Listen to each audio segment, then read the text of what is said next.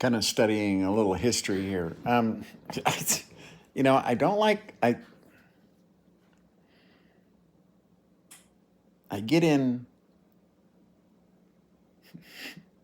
vivid discussions with people who don't understand the logistics of warfare. I've read Sun Tzu 300 times.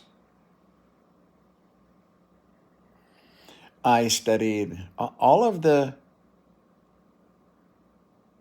strategies throughout history, okay, have been studied by MacArthur, those guys, right? The trouble is times change. Now, you surprise?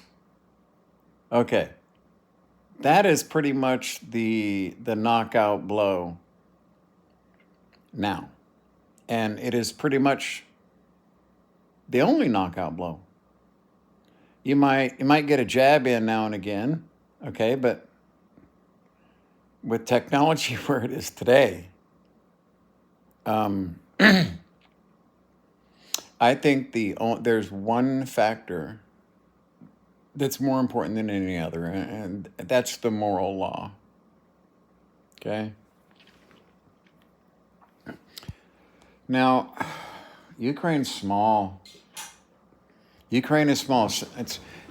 I'm really glad that other warriors from around the world have decided to fight on the side of Ukraine. Also, other Russians. There are Russian units now that are fighting against Russian units because they've been there and they saw exactly who got treated how, what it was doing to their country, that Ukraine was far from being full of Nazis, and that they were willing to stand up and die for their freedom.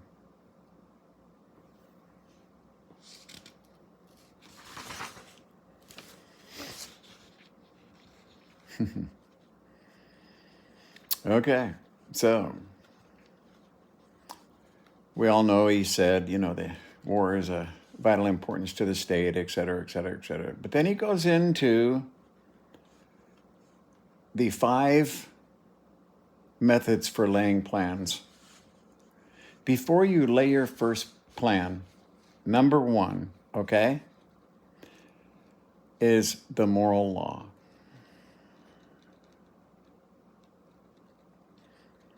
Then heaven, then earth. You're talking about aircraft, tanks, the commander. So we're talking about, the best military strategies, and method and discipline.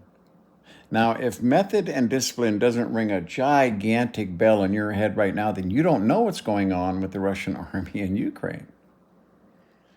Okay, you got guys shooting their fucking commanders and shit for teasing them. There's thousands of them laying out there that died because they were wounded. Do you know how demoralizing it is to know that if you get wounded, if you get a piece through the leg and you can't get out of there without help, the odds are very high they're going to leave you. Now, there are certain Russian regular units that don't operate exactly that way.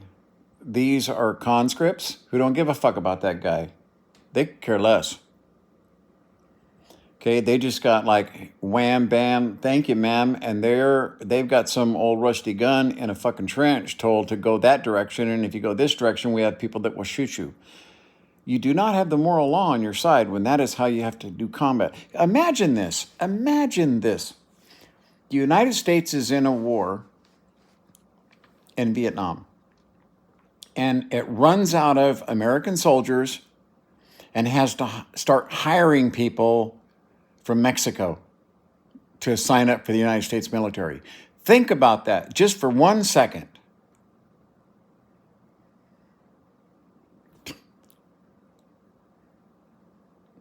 What went wrong? What happened? Well, anybody with a brain left Russia when they were stacking military gear up. They all knew they were going. Everyone was preparing to leave.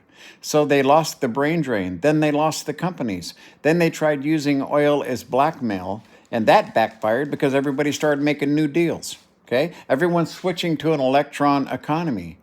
It has to be. It's going to be. They know it. They're kicking and screaming. That's why you got a fucking oil guy running the COP this year. Okay? The moral law. That's the first thing. You see, without that, this is what you could never beat the Vietnamese. Every one of them were going to die before they gave up. Every last one of them.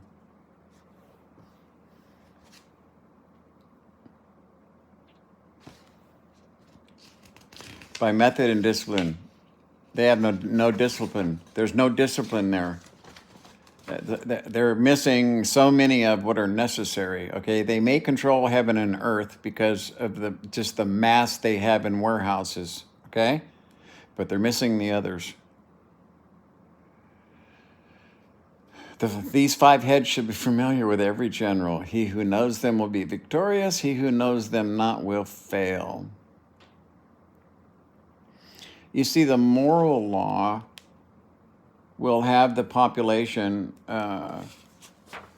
behind him 100%, regardless of even their own lives being in danger.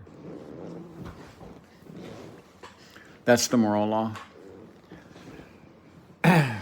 When a war is unjust, when you don't have the moral law on your side, like Vietnam, there was very many Americans said, fuck you, burnt their draft cards, went to Canada.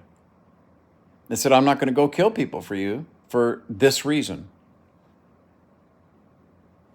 Simple as that. Oh, well, they can't be communists. We have to kill all those motherfuckers. I mean, it was insane. And the lies that were told, head count shit, that's all that mattered. Yeah, the lies in Laos, Cambodia, all of the Kissinger shit, the lies to the American public by the president. It was fucking ugly. And look what happened with the American public. There came a point where it wasn't just the draft dodgers. People were up in the streets in the thousands upon thousands upon thousands saying, that's it. There's no reason to fight this war. People are dying for what? You see, they couldn't justify it. There was no moral reason for us to be there. Oh, they shot at one of our ships. The majority of people think the Gulf of Tonkin was a fucking setup.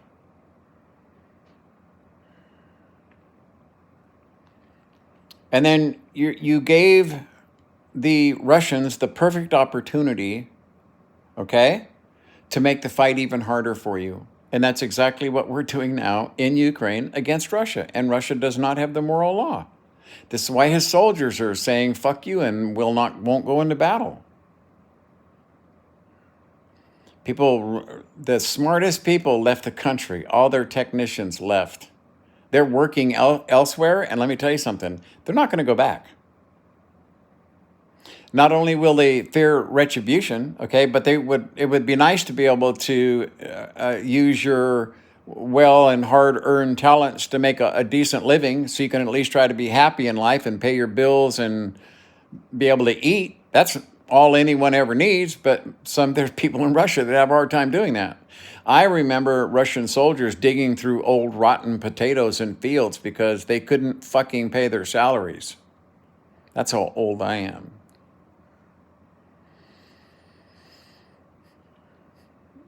You see, Ukraine does not have to win a war with Russia because Russia cannot win a war with Ukraine. As long as they get the support, because their economy, their war economy, you know what I mean? They're smart and they're brilliant fucking people. I mean, they're doing so much with so little right now. I think they're pretty much capable of doing anything with nothing, okay? These people are coming up with so many creative ways to fight back. And the morale. discipline, morale, okay? The functionality of rank within the troops. If that breaks down, you're in trouble. If you have the enlisted men have a leader that they don't have any faith in, or that they think is incompetent, or does not take their lives into account with his plans. In other words, they're just meat, okay? They won't fight.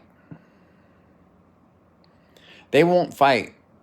You see, when you have the moral law on your side, the brave are able to lead the timid forward through example.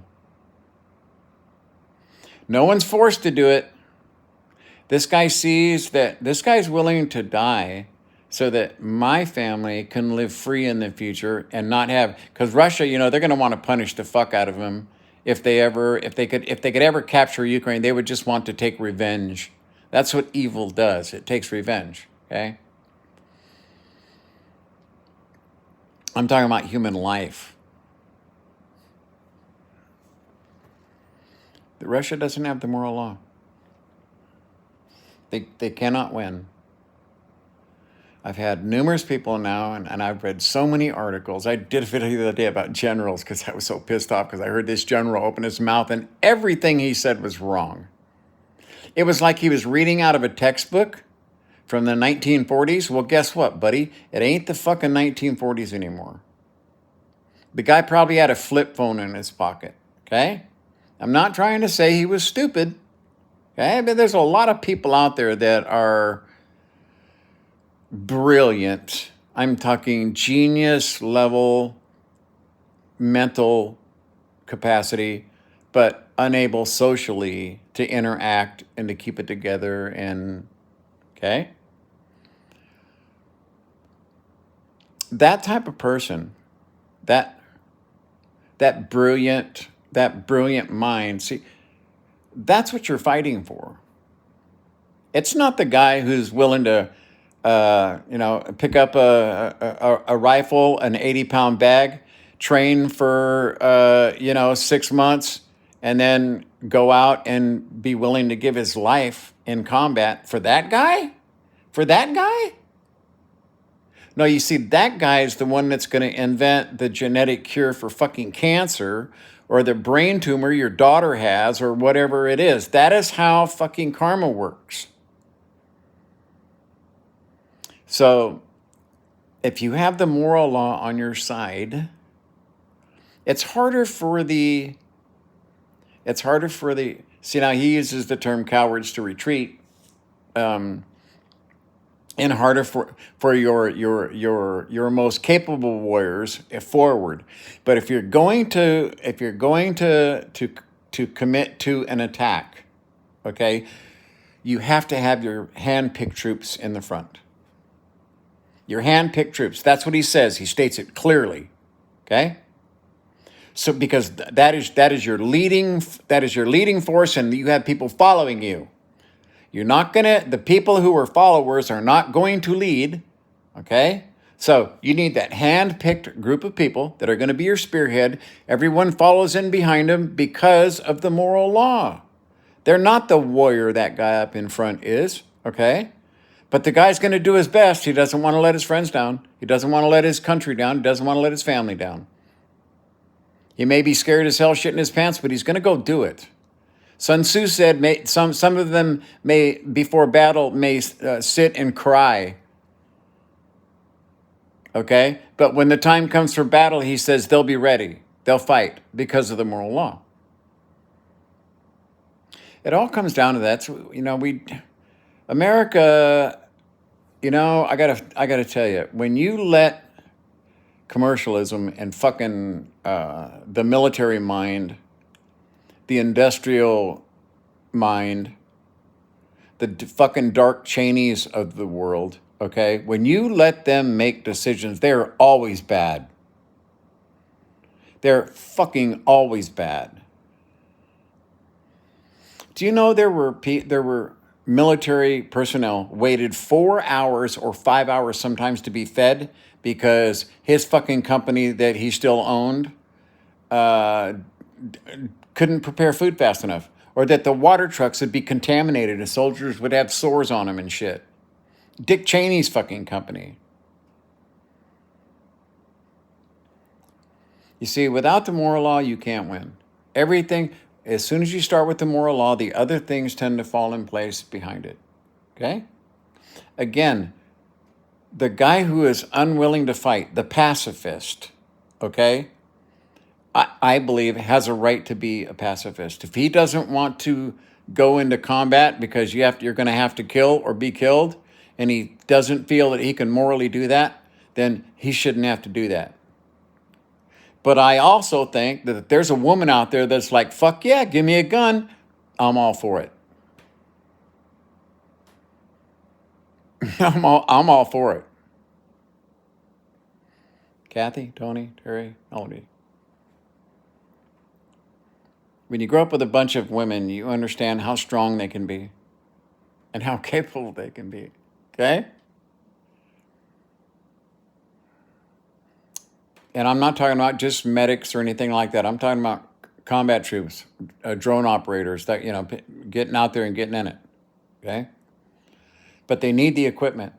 And here you have these fucking politicians in Washington. Oh, hate Mexico. See, they need to have hate. They need to have fear. They're coming for you. The brown wave is coming for you. It's crashing on our shores.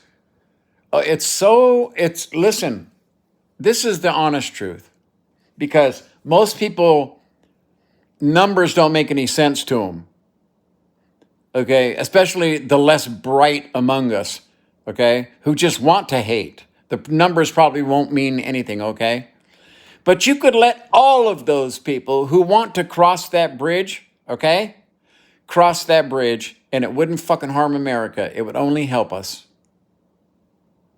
But you fucking dumbasses, you know what I mean? The fucking haters, oh, they're taking over America. They want the white man's job.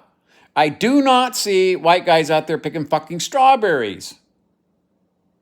They were begging for work. Look what Santos did to Florida. Oh my God. They told them, fuck you. Because they understand who they are. They know their value. These guys are fucking artisans. Some are amazing workers. I worked with them in Brentwood, picking cherries as a kid. That was one of my favorite jobs every season. Okay? They called me Haystack. I got to tell you, without the moral law, really, I think, 50 years. If we would have stayed in Afghanistan for how long?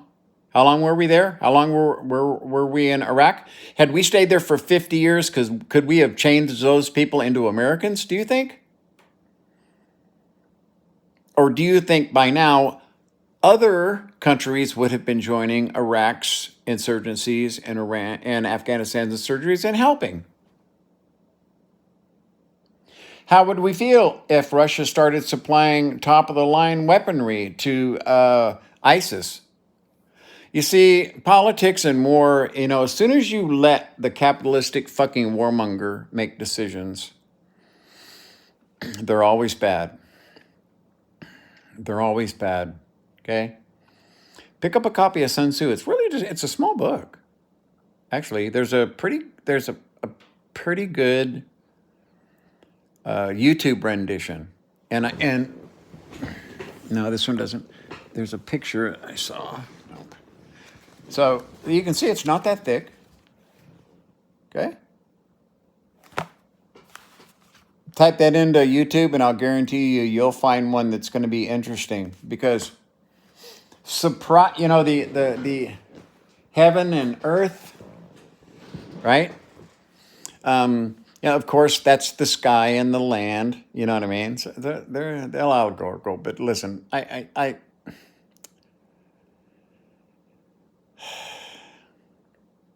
don't see in 50 years, I don't see in 60 years that Russia could take Ukraine. They're going to, if they fought for another 50 years, what's going to happen is over time, if as long as we continue to support Ukraine, okay, over time, the bastions that Ukraine will be able to set up across the line, the fortifications that will be able to be set up that Sun Tzu talks about, okay?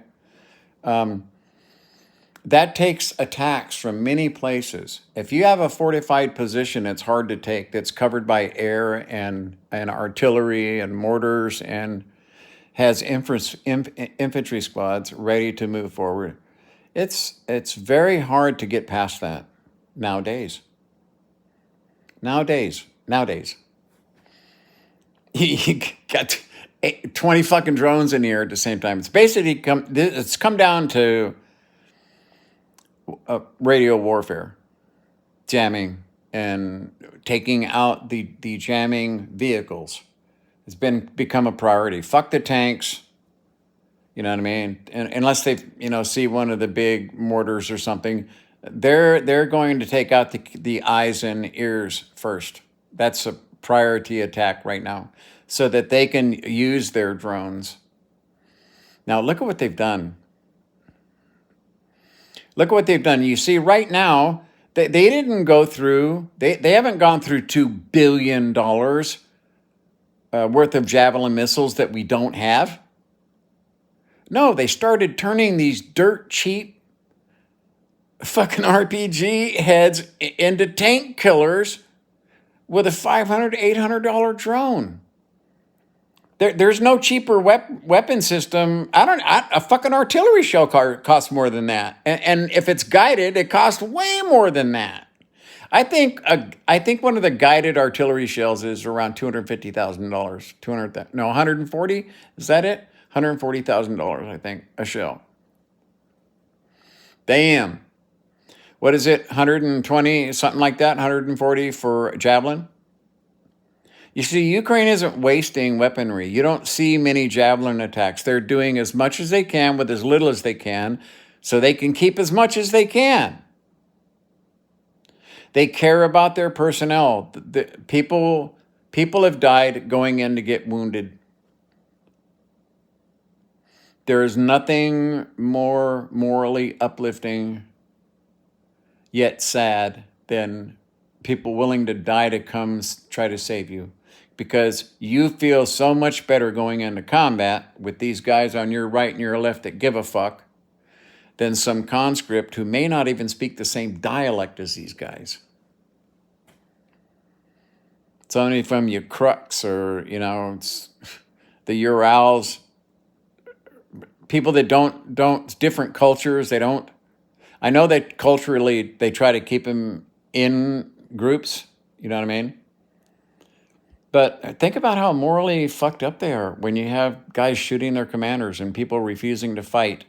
Videos, nonstop videos about how fucked up shit is, how stupid the generals are, how, you know what I mean? And even after 10 years, in Afghanistan, you didn't see large groups of 25 fucking Marines standing around going, hey, yeah, fuck you, Mr. President. You're fucking stupid. And you, General such and such, you're a fucking asshole because you're not giving us nothing. We have no food. We got no ammo. Can you imagine what the American public would have done? I can guarantee the Russian public aren't seeing those videos, okay? But still, you get my point. So the moral law, that's it. As far as heaven and earth, I don't know. I can't predict that anymore. It's that's something that's so much in flux right now that for me to predict that part, no. But method and discipline, okay, that goes along with the moral law. That goes along with the moral law. You have to have discipline in the ranks. Sun Tzu also says, he says you need to treat them like your son, but at the same time, you need ironclad discipline so that orders are followed. Otherwise, everything falls apart if people can't follow the order. But like he said, the men may sit around camp and cry before the battle, but when the time comes, they'll be there. So I'm going to send this video to the person that I got into discussion with, because he said that that Russia was going to, sooner or later, Russia was going to beat Ukraine. And I said, beat. Describe beat Ukraine. Are you saying that all of Ukraine is going to be occupied by Russians? Are you saying that Ukraine's going to throw its hands up in the air and say, okay, we give. You can have Crimea. You can keep all the land you've got. We're not going to charge you for war crimes. There was no real forthcoming answer for that. Of course, I knew there wouldn't be. You see, think about it. Russia wins. What happens? What does Russia now do? Just let Ukraine go on about its business like nothing ever happened? Is that what you think's going to happen?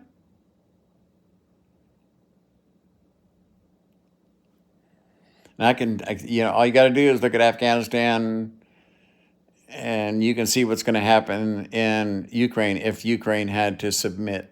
The war would never be over. It would just never fucking be over until the public finally just got fucking sick and tired of it. And they're getting there now. The latest thing is Putin is really, he's trying to gather as much money as he can to silence the unhappy wives and widows.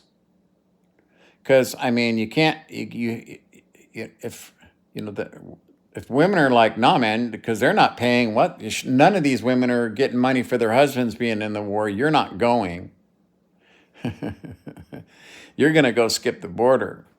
I'll meet you there when I can. Okay? Yeah, the moral law is pretty important.